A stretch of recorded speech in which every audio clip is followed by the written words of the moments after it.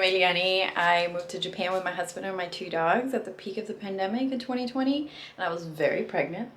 My daughter was born in Japan and we've been here ever since. So I'm sharing what our life is like here as an expat family, as a Latino family. It's very different in terms of transitioning from culture to another. We did live in California prior to moving here, and we've been here a little over 2.5 years at this point. Today I'm going to share what house hunting was like, specifically renting. There were 2 houses and a few apartments, but we really narrowed it down to 2 amazing options. Spoiler alert, one is very traditional Japanese house. The other one is more of a Western take, and it's a slightly bigger, but it's also beachfront.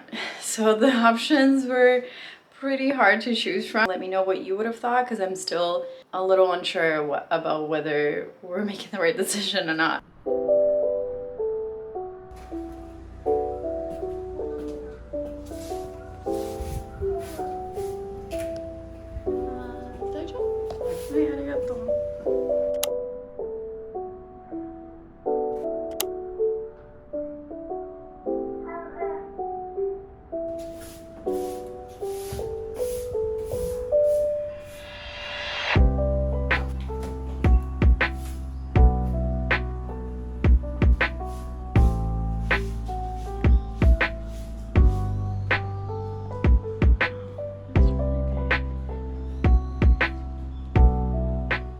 There's a tatami room, which is amazing. Most of the time they use it as a dining slash second bedroom. A lot of Westerners, I would say, use it as a playroom if they have children, which would 100% be our intention with that. The house is amazing. Like I said, it's very traditional Japanese in terms of screen doors. There's a tatami room, but it was newly built-ish. It was built in 2010, so there's a lot of modern aesthetics to it, possibly Western influences, because there's a lot of windows.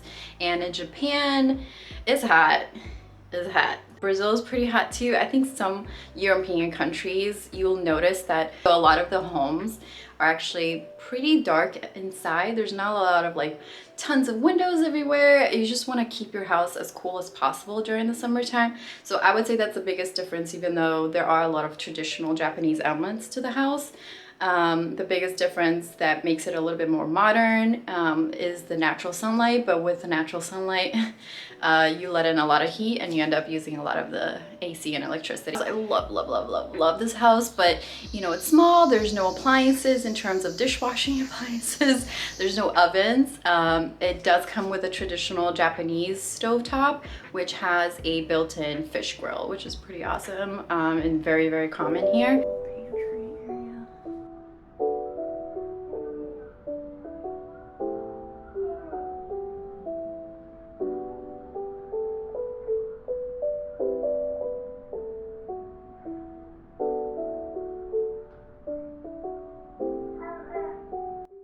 It's super cute. It's really small, but it's just like the perfect size. There's tons and tons of storage. The house is just like so thoughtfully designed and built. Every little corner has a purpose, and if it doesn't, it creates these really, really beautiful shadows, which if you know anything about Japanese architecture, it's really, really important to them. And it just kind of reminds you to just take a moment and appreciate times of the days and be with nature, almost like a meditating moment within your own home.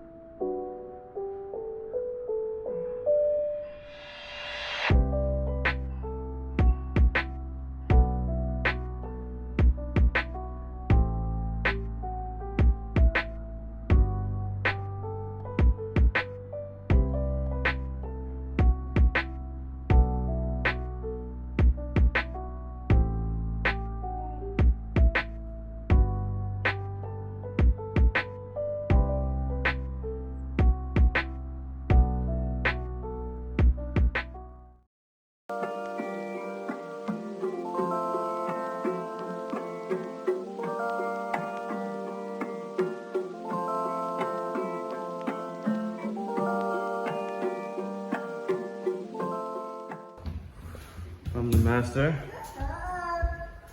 One bathroom to the left, two bedrooms to the right. Come on, honey. The door, living room. They got the TV stuff on this wall, not that wall. But it looks like they ran a really long cable across. Your little bar, which is about, I don't know, 8 to 10 inches wide. And then the kitchen, and same thing, oven would have to come from on, and then the refrigerator as well. Okay, so here's the garage. It's a busy street. So it's technically not a house, it's like a side-by-side. No, we get the first floor and then it would be second floor separate. That's just an empty lot. So then you come in. Those are the upstairs neighbors and then the whole first floor. So he's saying to close this off for the dogs. So they have their own separate area. This is like the primary bedroom. So there's like a closed patio area. There's the ocean. So we have to like, can't really see, it's so overgrown. Maybe we can cut down some of the branches if they're okay with that. The patio is actually a lot bigger than the pictures. Like, see? And it wraps all the way around. So here's another bedroom.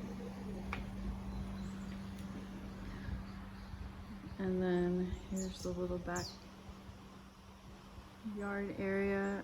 If they let us, we would just maybe mow all of this. And I think there's a pathway either that way or this way to the beach. This part is nice. And then there's a third bedroom. And then this is like the living area. Yeah, it's pretty big. And then obviously that's the kitchen. And then it leads into the bedrooms, and there's like a bathroom in the corner somewhere. And then here are the neighbors.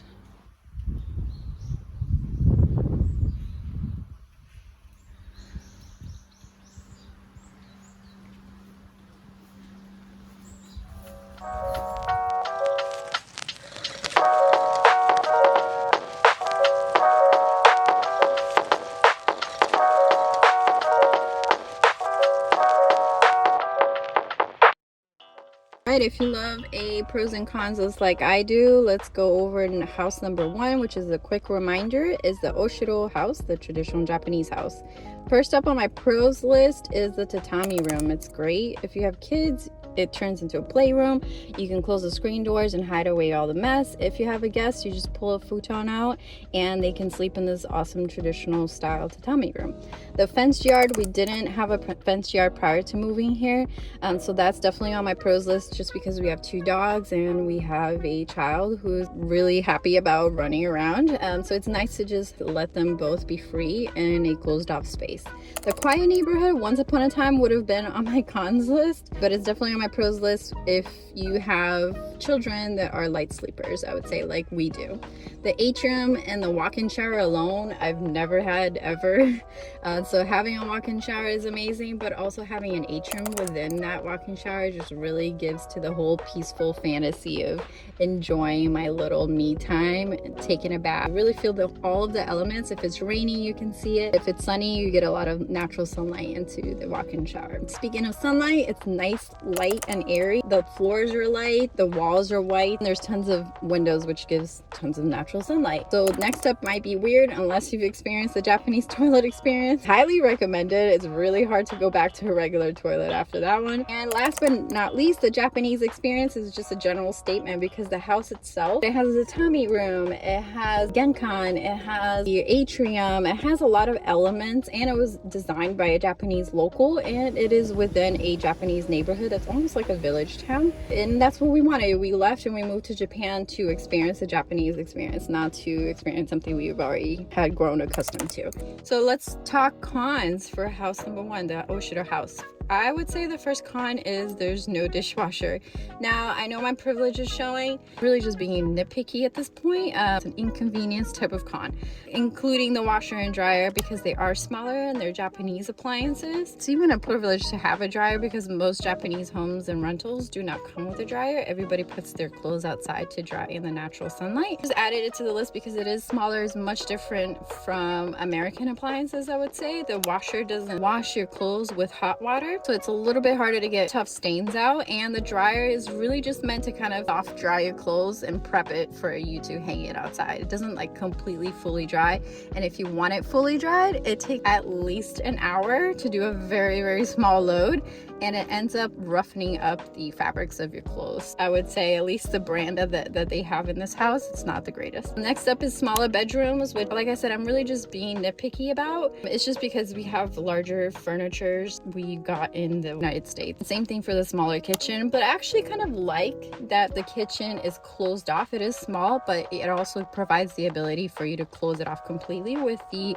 sliding doors that it comes with. The thing is to have the open layout, and that's not the case with Japanese homes and more traditional homes in general, and I find it to kind of be nice, especially when you have a baby, because as you know, babies are always looking for things and looking for ways to kill themselves. So being able to close off the kitchen completely from your child is amazing. Last but certainly not least, this house does not have central air, and because there's so many windows and it lets in tons of natural sunlight in the summertime, like I said, it's hot.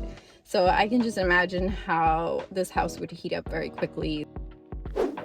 Moving on to house number two, which is the Western house, aka the beach house. First up on the pros list is hello, it's beachfront. That's amazing. I've never had that in my life ever. And the ability to just go out into your yard and then maybe hop over a little fence and you're already at this private little beach area is just incredible. Next up on the pros list is that it is in a very touristy area. It's kind of nice to just be in an area that it's lively. There's a lot of cafes and restaurants that we can easily walk to. This area loves themed cafes, and I love themed pretty much anything. And so it's really, really nice. It's a perfect area for that. The walkability rate is incredible. Other thing on the pros list is that the rooms are much larger. The entire house is more of an open concept, and it's really targeted toward foreigners, I would say, or Western foreigners, I would say, just because of the open layout.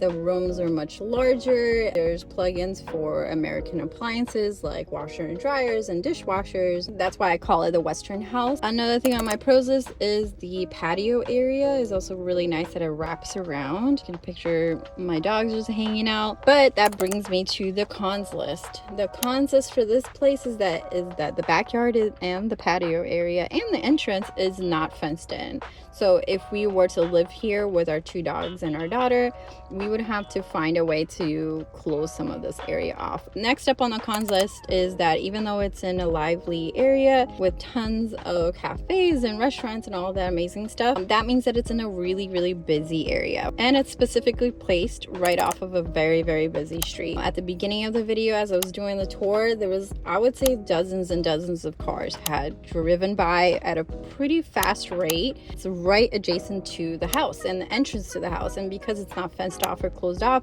it's very, very dangerous for dogs that could potentially get loose.